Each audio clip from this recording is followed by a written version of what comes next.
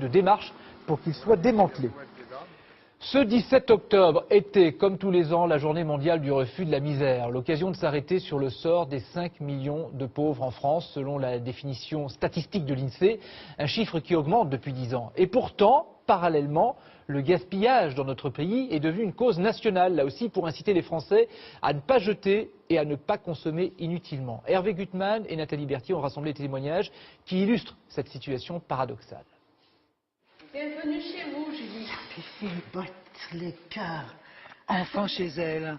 À 72 ans, Julie découvre son futur studio après des années en logement d'urgence. Cuisine aussi, hein? C'est très bien arrangé tout ça.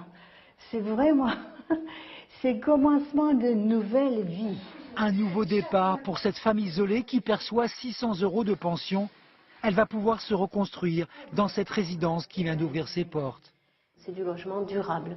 Il n'y a pas l'épée de Damoclès au-dessus de leur tête. L'objectif, c'est qu'ils se posent, ils se reposent, ils reprennent des repères. Des repères, il en faut quand on est démuni de tout et surtout de sa santé.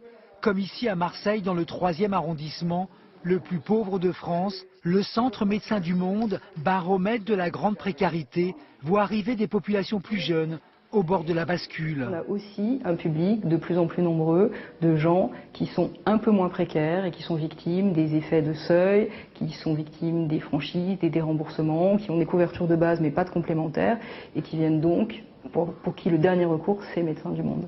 Pour venir en aide aux plus démunis, des collectes sont organisées comme ici dans ce supermarché, une solidarité qui jure avec le gaspillage observé dans notre société d'abondance. D'un côté, il y a un tiers de la nourriture produite par an dans le monde qui est jetée, donc ça fait 1,3 milliard de tonnes d'aliments. De l'autre côté, on a une personne sur 6 qui souffre de faim dans le monde. Et c'est pas uniquement dans les pays en voie de développement, c'est aussi en France. La collecte du secours populaire dans certains grands magasins se poursuivra tout le week-end.